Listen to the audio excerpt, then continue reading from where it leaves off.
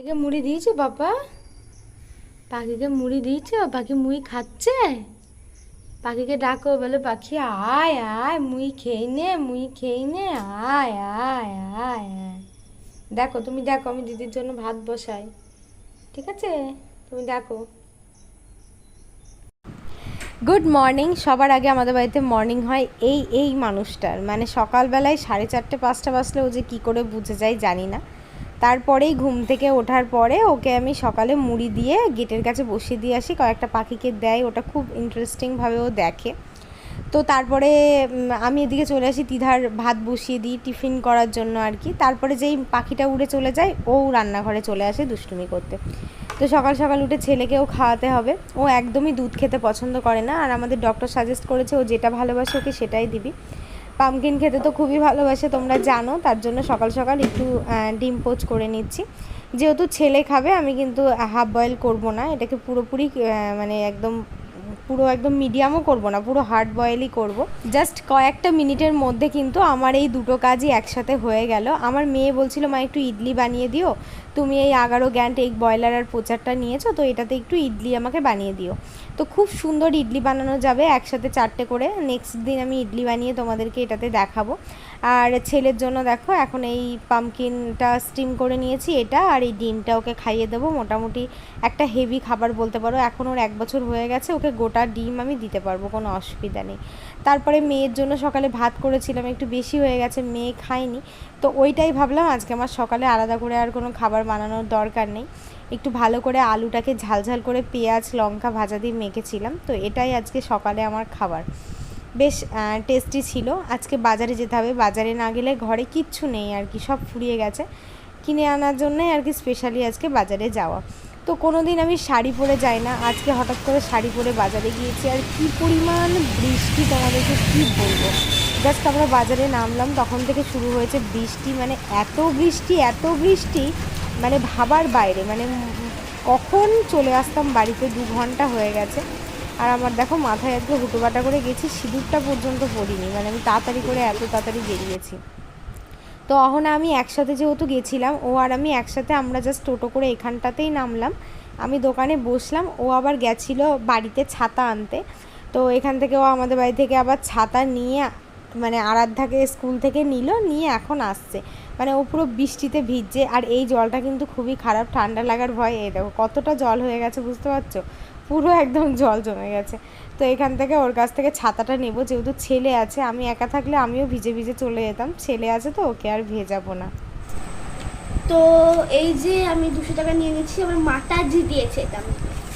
আর এই দাদু, আমি দাদুকে বললাম দাদু একটু ভান্ডা মারলে, দাদু বললো এখন তো হবে, পুরোনো তো হবে না, কাঁচা নিয়ে দিতে হবে। বললাম না, কাঁচা দিয়ে দেবো না। দিয়ে দাদু বললো তাহলে এই ছোট্ট ভান্ডারই একটা আছে আমার কাছে, তাহলে তুই এই ছোট্ট ভান্ডারটা দিয়ে যা, দিয়ে আরেকটা আমার কাছ থেকে পরের বছর এসে নিয়ে যাবে, পরের মাসে এসে, কতদিন পরে এসে। তো এবার আমি ফার্স্ট কামাই ডালছি আমার, যেটা আমার মাতার দিক থেকে এখনই উপায় করে আমি নিলাম, বিকজ সেভিংসই হবে, কোনো নষ্ট না। এটা ইংলিশে বল, যে কথাগুলো বললি, হ্যাঁ, যে কথাগুলো বললি একটু ইংলিশে বল। it is savings, it is not waste on the dal. I put on a piggy bank. ঢুকে গেছে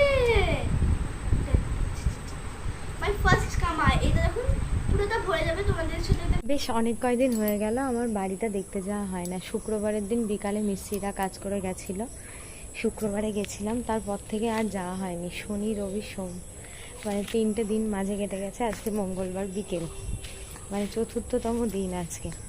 তো শুক্রবারের দিনকে যে গাঁথনিগুলো গেঁথে গেছিলো সেগুলো ওরা ঢেকে দিয়েছিল, তো সেগুলো না, এখন তো বর্ষাকাল, মানে ঘরে যত জল দেওয়া হবে ঘর শক্ত হবে, তো আমার পক্ষে তো মোটর ফিট করে ঘরে জল দেওয়া সম্ভব না, আর কল টিপে টিপে বালতি করেও দেওয়া সম্ভব না। আর এখন যেহেতু, ওরে বাবা রে, এখানে এত বৃষ্টি হয়েছে আজকে, পুরো পানা পুকুর হয়ে গেছে। এই গাঁথনিগুলোর উপরে প্লাস্টিক দিয়ে আছে দেখতে পাচ্ছ, এইগুলোকে আমাকে এখন খুলতে যেতে হবে, তাহলে ঘরটায় জল পেলে বেশ ভালো হবে।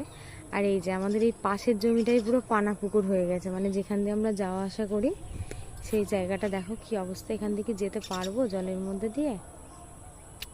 অনেক জল হয়ে গেছে একদম। আমাকে একজন জিজ্ঞাসা করেছিল যে দিদি এইটা কি, এই যে সাদা রঙের, তোমার বাড়ির পাশে সাদা রঙের এই গোডাউনটা কিসের? তো এটা আগে ছিল সিমেন্ট গোডাউন, এখন রিসেন্ট হয়েছে রেফ্রিজারেটর গোডাউন। তো এখানে বিভিন্ন কোম্পানির, ভোল্টাস, স্যামসুং, মানে যত রকমের কোম্পানির ফ্রিজ হয় আর কি।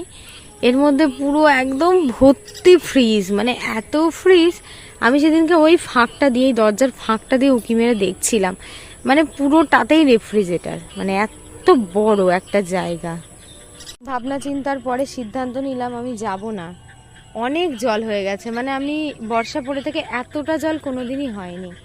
তা আমি যদি এখন এখান দিয়ে যাই না, দেখো আমার পাটা এতটা ডুবে গেছে। ওই দিকটায় জল নেই, কিন্তু এই দিকটায় কেন কি জানি এত জল হচ্ছে। যাব, যাই, চলো। ওরে বাবা রে, হাঁটু পর্যন্ত, না না না না, যেতে পারবো না আমি, হাঁটু পর্যন্ত জল হয়ে গেছে। দেখি ওই দিকটা দিয়ে যাওয়া যায় কিনা, এই দিক দিয়ে যাওয়া যায় কিনা দেখি। আজকে এখানে আসার পরে আমি ভাবছি যে কি পরিমাণ জল হয়েছে, মানে এই রকমভাবে যদি একটানা 7 দিন জল লেগে থাকে, এখানে বাস করব কি করে? মানে এটা তো পুরো পুকুর হয়ে যাবে, যাওয়া আসা করব কি করে? আমাদের বালির এখানে দেখো কত বালি ছিল, সেগুলো পুরো জলে একদম টাপটুপ টাপটুপ করছে। ওদিকে মানে ট্রাক্টরে করে, একটা মিনি ট্রাক্টরে করে বালি ঢেলে দিয়েছিল, সেটাও তো দেখছি জলে একদম ডুবে গেছে, মানে কি অবস্থা। এখানে বালি চেলে রেখেছিল, সেগুলো একটু উঁচু উঁচু হয়ে আছে, সেগুলো জলের তলায় ডোবেনি, বাদ বাকি দেখো সব জলের তলায় ডুবে গেছে। তো অনেকেই হয়তো বলবে যে এরকম জায়গাতে কেন জায়গা কিনেছো। দেখো অ্যাকচুয়ালি আমাদের তো বাজেটটা কম, তো আমরা তো একদম প্রপার টাউনে জায়গা কিনতে পারবো না, না। আর প্রপার টাউনেও অনেক জায়গা আছে যেখানে এরকম জল জমে যায় রাস্তাতে, পুরো একদম হাঁটু মাজা পর্যন্ত। কলকাতাতেও হয়, আমাদের এদিকেও হয়, তার জন্য না। তো তুমি শহরেই থাকো আর একটু অফ সাইডেই থাকো, জল জমার, বৃষ্টি হলে জল তো সব জায়গাতেই জমে, কিছু করার নেই। তো আমার বরকে বলার পরে, আমার বর আমাকে এই বুদ্ধিটা দেওয়ার পরে আমার মাথাতে আসলো। তো বলছে ঠিক আছে, কোনো অসুবিধা নেই, তুমি বাড়ি অনেক উঁচু করে করেছো, তুমি ডুবে যাবে না, তুমি অনেক উঁচুতেই থাকবে, দরকার হলে তোমাকে একটা নৌকার ব্যবস্থা করে দেবো, নৌকাতে করে এপার ওপার করবে। তো প্রথমে না মনটা ভীষণ খারাপ হয়ে গেছিলো, তারপরে ও একটু যখন বললো তখন আবার খুব ভালো লাগলো। আর এইদিকে তো জায়গা, এই দেখো আমাদের বাড়িটা ঢেলেছিল, বালি সব ধুয়ে চলে গেছে। এই ট্রাক্টরের বালিটার দাম 1000 টাকা, বুঝলে। তো বাড়ি এসে আজকে আবার আমাদের একটু লোটন ষষ্ঠী ছিল, লোটন ষষ্ঠীর দিন আমরা ভাত টাত খাই না, একটু সাবু মাখা করেছিলাম, একটু আঙুর কেটে, একটু গুঁড়ো দুধ, একটু লিকুইড দুধ, তার সঙ্গে একটু সন্দেশ গোটা গোটা করে ভেঙে দিয়েছিলাম। বেশ মাখা করলে খেতে খুব ভালো লাগে, জানো তো। আর একটা কথা হচ্ছে, যারা বলবে যে অন্য কোথাও জায়গা কেননি, তো সব জায়গাতে প্রচুর পরিমাণে জায়গার দাম বেশি বহরমপুরে। 30 লাখ, 35 লাখ টাকা, 25 লাখ টাকা কাঠা দিয়ে জায়গা কেনা সম্ভব না। এই সামান্য দেখো না, 2020 সালে যখন আমরা এই বহরমপুরে এই মাঠেই জায়গা দেখতে এসেছিলাম, তখন 5 লাখ টাকাতেও আমরা নিইনি, কিন্তু পরে আবার আমরা 8 লাখ টাকাতে নিলাম। আর আমরা 8 লাখ টাকায় নেওয়ার পরে এখন কিন্তু এই জায়গাগুলোর দামই 10 থেকে 12 লাখ টাকা বলছে, মানে কত জায়গার দাম বেড়ে গেছে বলো তো। তো একটা সময় আসবে এই জায়গারও প্রচুর দাম হয়ে যাবে। ঘরে ছোট বাচ্চা থাকলে তাদেরকে নিয়ে কাজ করা সম্ভব না, মানে ছেলেকে নিয়ে জামা কাপড়গুলো গোছাতে লেগেছিলাম। দেখো গোটা ঘরের মেঝেতে ছড়িয়ে আছে, মানে যতবার এগুলোকে গোছাচ্ছিল ততবার ফেলে দিচ্ছে। তো এখন ঘুমালো বলে ভাবলাম এবার গুছিয়ে নিলাম, এবার জায়গায় জায়গায় যেটা যেখানে থাকার দরকার সেটা সেখানে রেখে দিই, যেগুলো আল্লাতে রাখবো সেগুলো। আমি না এরকমভাবেই জামা কাপড় গোছাই, জানো তো। আর তোমাদেরকে একটু দেখাই, একটা জিনিস কিনেছি ওই বাড়ি থেকে, সেটা দেখানো হয়নি, তো যাই হোক পরে দেখাচ্ছি। এই হচ্ছে আমার ছেলের আর মেয়ের জামা, ওদেরগুলো না এই ড্রয়ারে রেখে দিই। আজকে এই ড্রয়ারটা সরিয়েছিলাম, মানে ওর পিছনে কিছু জিনিস পড়ে গেছিলো, তো ভাবছি একটু নোংরা হয়েছে, আমি এটা ঝাড় দিয়ে বার করে দিই। আমি দিগনগর থেকে দুটো নাইটি নিয়ে এসেছি, তোমাদেরকে প্রথমে একটু দেখাই।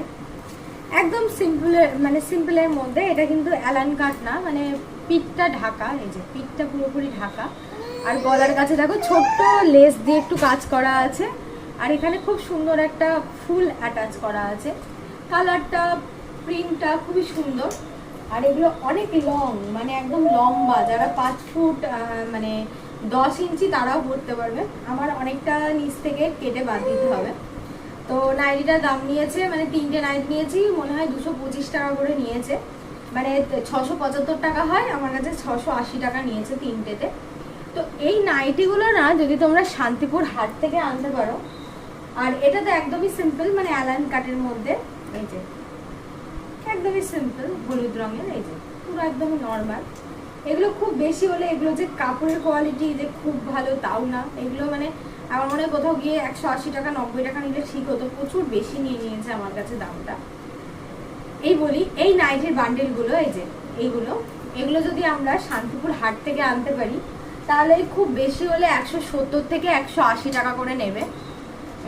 খুব সুন্দর নাইটি, মানে ডিজাইনাল নাইটি, মানে খুব সুন্দর জড়ি টড়ি দেওয়া ডিজাইন করা নাইটি নিতে গেলে ওই 220 টাকার ভিতরে এত দারুণ দারুণ নাইটি পাওয়া যাবে, যেগুলো বাজারে কিনতে গেলে মোটামুটি 350 টাকা, 380 টাকা, 300 টাকা এরকম দাম।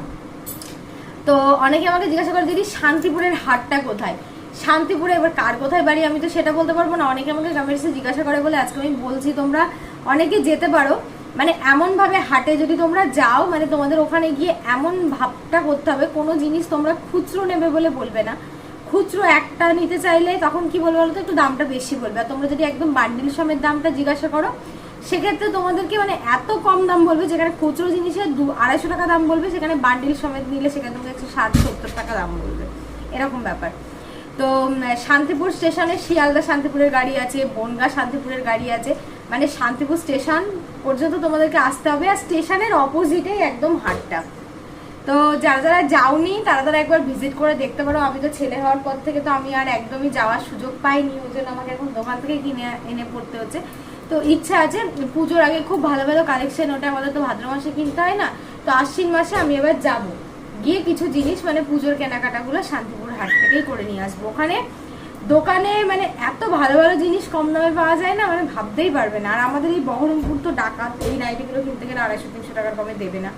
আমাদের ওখানেও অনেকটা দাম বেশি নিয়ে নিয়েছে। তো যাই হোক কি করা যাবে, চলো আজকের ভিডিওটা এখানেই শেষ করছি। সবাই ভালো থেকো, সুস্থ থেকো। আমি 3টে এনেছি, আর একটা কেচে দিয়েছি, ওটা দেখাতে পারলাম না।